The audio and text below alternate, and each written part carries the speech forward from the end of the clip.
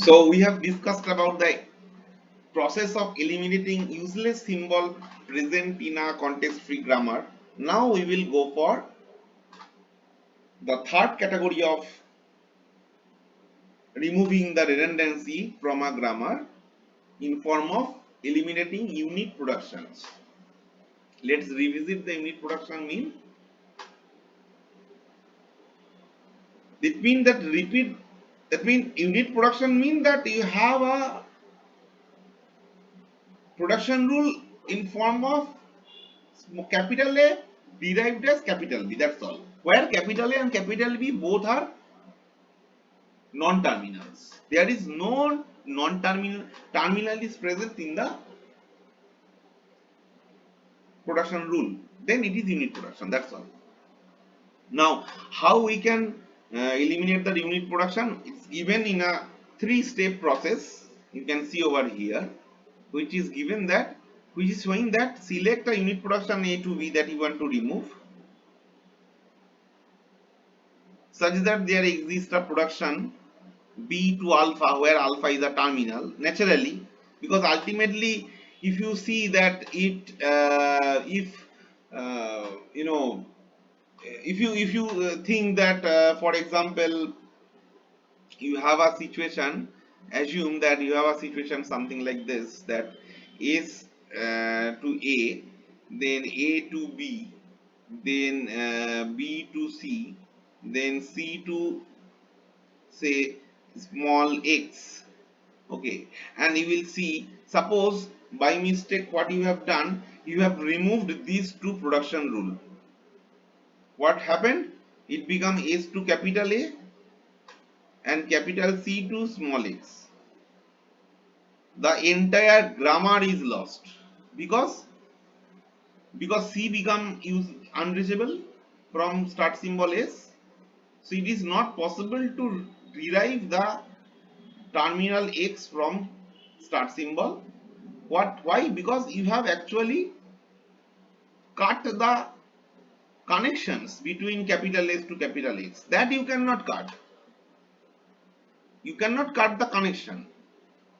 You have to you have to keep the connection exist by replacing or removing the intermediate unit productions. Let's see how we can do. And let's anyway. So what is given in the step 2? It's given that for every unit production B derived as alpha, repeat the following steps. Add productions A to alpha to the grammar and eliminate A to B from the grammar. What does it mean? It means that when, for example, if I say that C can be say X or Y, it means that, you see, this is wrong, right? This part is wrong, you know. I hope you can easily understand. So I'm removing this part. Now, what are the unit productions present over here? Naturally, S to A is a unit production, right? Just a minute.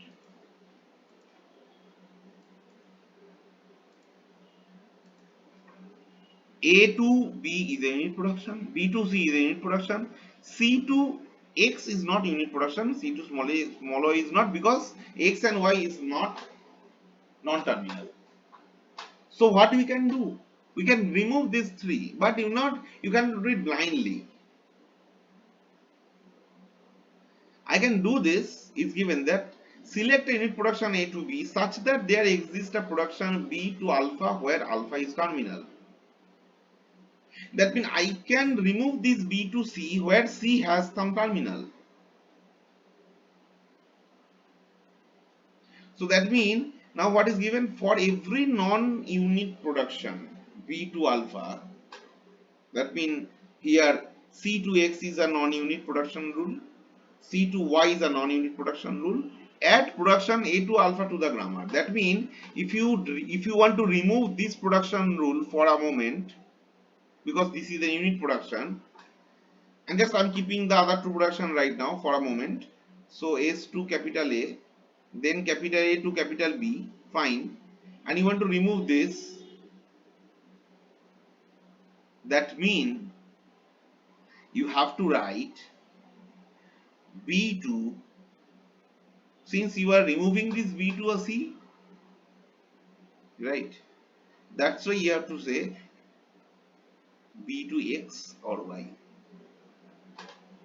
You have to replace what you have in the right hand side of this production rule that you are removing with the what you have left hand side of the same symbol in other production rule.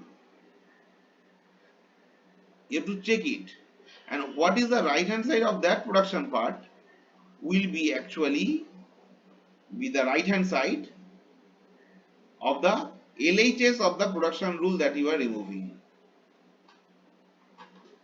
See, so maybe this is not fully clear to you. Let's see an example and I hope you will realize it. So suppose the same example we have taken. We have to remove the unit productions from this following grammar. We can see there are a lot of unit productions. And what are the unit production present over here? You can easily see that there are three production rules. Capital B to capital C, capital C to capital D, capital D to capital E. So I can remove, I want to remove you obviously. And if I want to remove them, for example, you see, let's take one by one. Okay, so D to E. So if I want to remove this D to E, there is E to small a. We have a production rule E to small a. That means what you can do, you have to add D to small a as just what we have seen to the grammar and add D to capital E from the grammar. Sorry, I'm sorry. Add, no, it will be not add, it will be remove. It will be remove.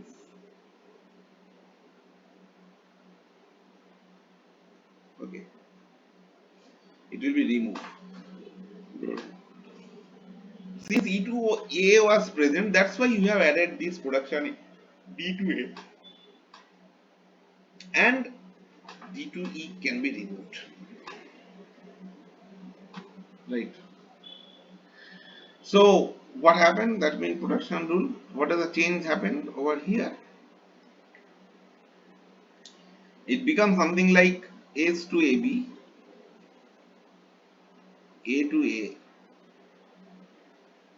B to C, or B, C to D,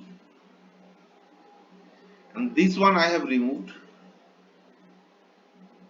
That means D has been written in the left hand side to capital A, which is basically RHS of the production rule, whose LHS equal to RHS of the production rule that you are removing. If you observe this carefully, I hope the process will not be tough for you. Now see, in the modified grammar, this one is the production rule, which is unit production. Not only this, obviously this is also present, but we will look upon this C to D first. As we have seen, you see. Now we have C to D. So we add a production C to A to the grammar and delete C to D from the grammar. Similarly, we have B to C and adding B to A and removing B to C to get the final free unit production. So that means you see, when you are removing, by the way, I had a mistake. I had a very small mistake, that is here when you are removing D to E. Yes. It's not like when you are removing D to E, you are writing D to A, fine, but you have to write E to A also. Yes, that must be there, right? When you are removing C to D, that C to A will come, the C to D will remove, but C2A will come. If you go through in this way, you will see that all the unit productions has been removed and it's basically replaced by the production rules like T2A or C2A or B2A and so on. But here a problem happened. What problem? If you look upon the new modified production rule, you will see that basically C, D, E all become unreachable, right?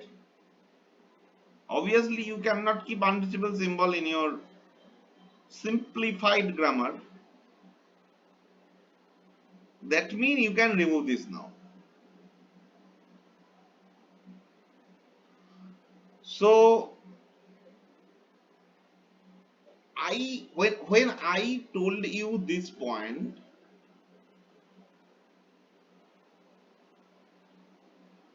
I actually told you directly, but here it is given stepwise.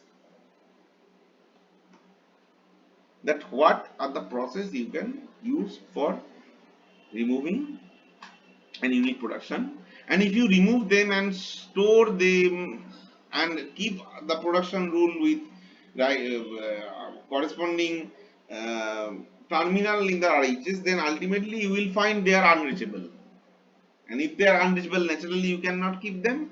So ultimately what production rule left? That is only S to capital A capital B, capital A to small a, and capital B to small a small b. That's all. So that means whatever set of strings that you can generate from this grammar is same as string that you can generate from this grammar. So this is a way by which you can remove the unit productions from a redundant context free grammar.